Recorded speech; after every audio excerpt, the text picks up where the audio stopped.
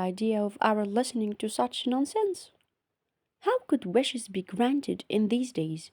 And if they could, how could £200 hurt you, father? Might drop on his head from the sky, said Herbert. Maurice said the things happened so naturally, said his father, that you might, if you so wished, attribute it to coincidence. Well, don't break into the money before I come back, said Herbert as he rose from the table. I am afraid it will turn you into a mean, avaricious man, and we shall have to disown you. His mother laughed, and following him to the door, watching him down the road. Herbert will have some more of his funny remarks, I expect, when he comes home, said Mrs. White, as they sat at dinner. I dare say, said Mr. White, pouring himself out some beer, but for all that, the thing moved in my hand. That I swear to. You thought it did, said the old lady soothingly. I say it did, replied the other. There was no thought about it. I had just. What's the matter? His wife made no reply. She was watching the mysterious movements of a man outside, who peering in an undecided fashion at the house. When he entered, he gazed at her furtively and listened in a preoccupied. I was asked to call, he said at last, and stooped and picked a piece of cotton from his trousers. I come from Ma and Megan's. The old lady said, Is anything the matter? She asked breathlessly. Has anything happened to Herbert? What is it? Her husband interposed and said hastily, Sit down and don't jump to conclusions. You've not brought bad news, I am sure, sir, and eyed the other wistfully. I'm sorry, said the visitor. Is he hurt? Demanded the mother wildly. The visitor bowed in assent. Badly hurt, he said quietly, but he is not in any pain. Oh, thank God, said the old woman, clasping her hands. Thank God for that, thank God. He was caught in the machinery, said the visitor at length in a low voice. Caught in the machinery? Repeated Mr. White. He sat staring out the window and taking his wife's hand between his own. Pressed it as he had been wont to do in their old courting days, nearly 40 years before. He was the only one left to us, he said, turning gently to the visitor. It is hard, the other coughed, and rising walked slowly to the window. The firm wishes me to convey their sincere sympathy with you in your great loss, he said, without looking round. I beg that you will understand I am only their servant, and merely obeying orders.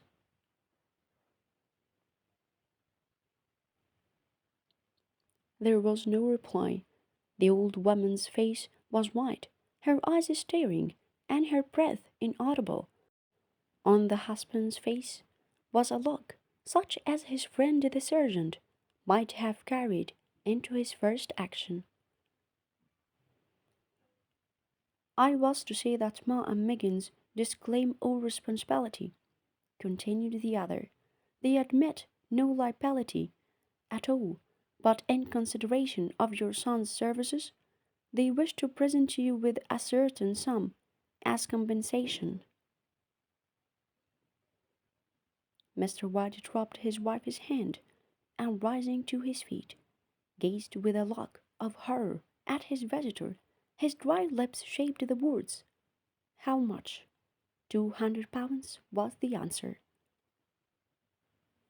Unconscious of his wife's shriek, the old man smiled faintly, put out his hands like a sightless man, and dropped, a senseless heap, to the floor.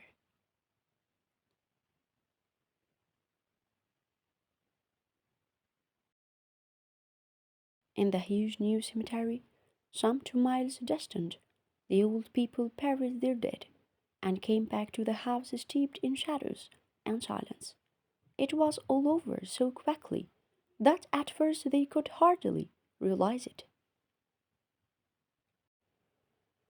and remained in a state of expectation, as of something else to happen, something else which was to lighten this load, too heavy for old hearts to bear. Sometimes they hardly exchanged a word, for now they had nothing to talk about, and their days were long to weariness.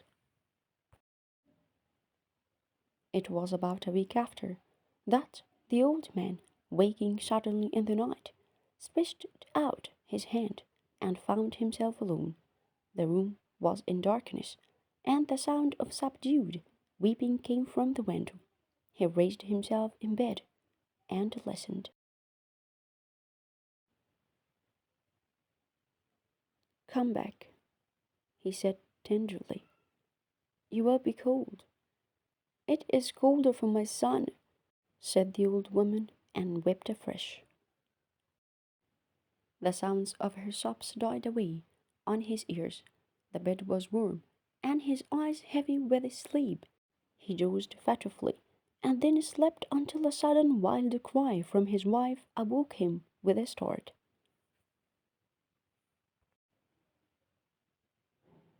"The paw!" she cried wildly.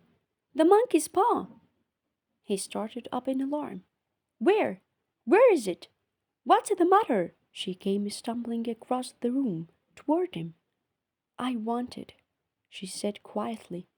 "You've not destroyed it." "It's in the parlor, on the bracket," he replied, marveling. "Why?" she cried and laughed together, and bending over, kissed his cheek. "I only just thought of it," she said hysterically. "Why didn't I think of it before? Why didn't you think of it?" "Think of what?" he questioned. "The other 2 wishes," she replied rapidly. "We've only had one." "Was not that enough?" he demanded fiercely. "No," she cried triumphantly. "We'll have one more. Go down and get it quickly, and wish our boy alive again." The man sat in bed and flung the bedclothes from his quaking limbs.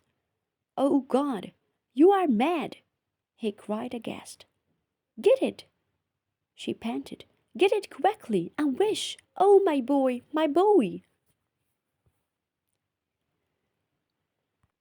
Her husband struck a match and lit the candle. "Get back to bed," he said unsteadily. "You don't know what you are saying." "We had the first wish granted," said the old woman. "Why not the second?" "A coincidence," stammered the old man. "Go get it and wish," cried his wife, quivering with excitement. The old man turned and regarded her, and his voice shook. "He has been dead 10 days, and besides, I would not tell you else, but I could only recognize him by his clothes.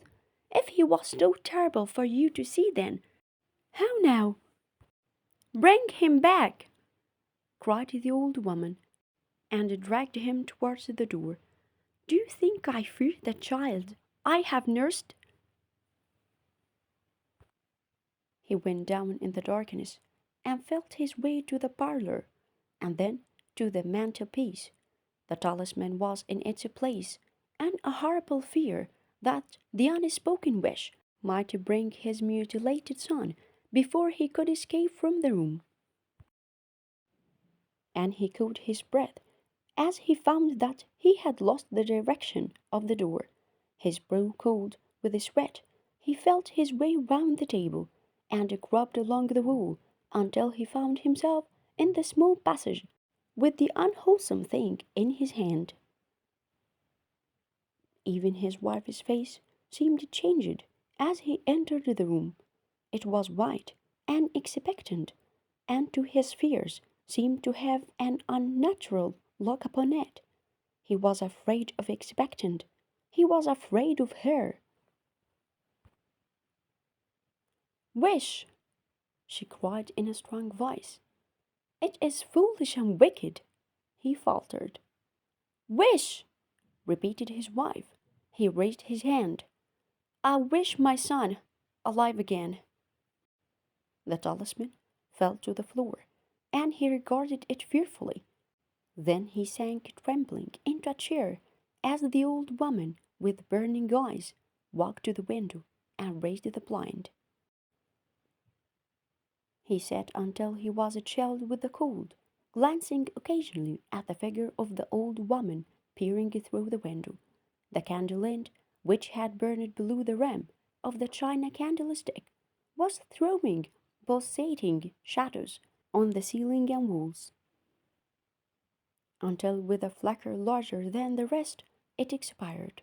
The old man, with an unspeakable sense of relief at the failure of the talisman, crept back to his bed, and a minute afterward the old woman came silently and pathetically beside him.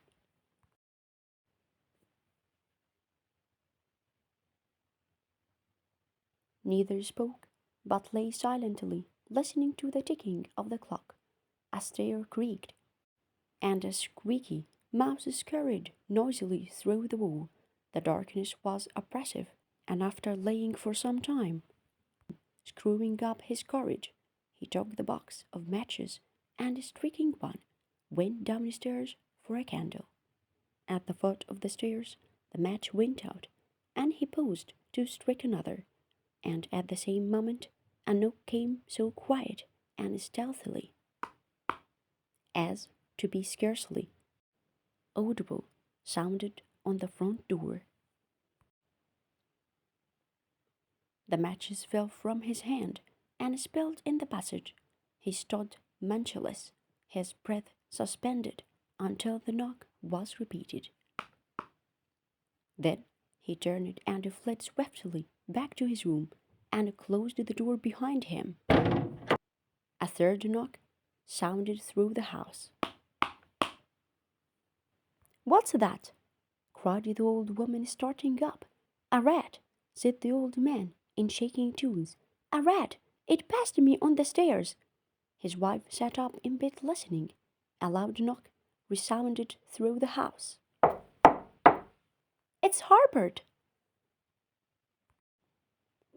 She ran to the door, but her husband was before her, and catching her by the arm, held her tightly. "What are you going to do?" he whispered hoarsely. "It's my boy! It's Harper!" she cried. "I forgot it was 2 miles away. What are you holding me for? Let go! I must open the door." "For God's sake, don't let it in!" cried the old man, trembling. "You're afraid of your own son?" she cried. "Let me go! I'm coming, Harper! I'm coming!" There was another knock and another.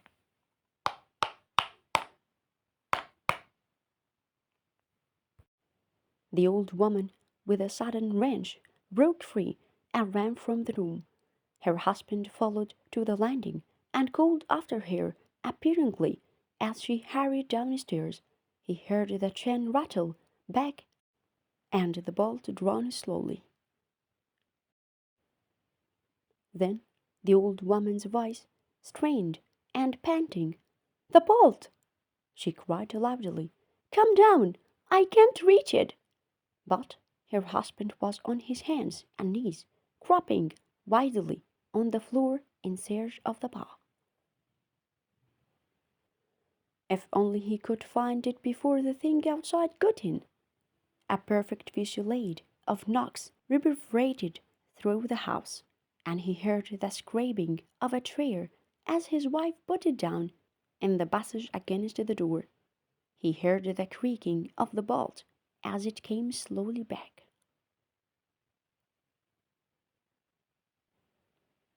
And at the same moment he found the monkey's paw and frankly breathed his third and last wish.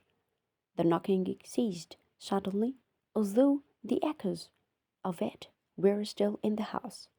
He heard the chair drawn back and the door opened.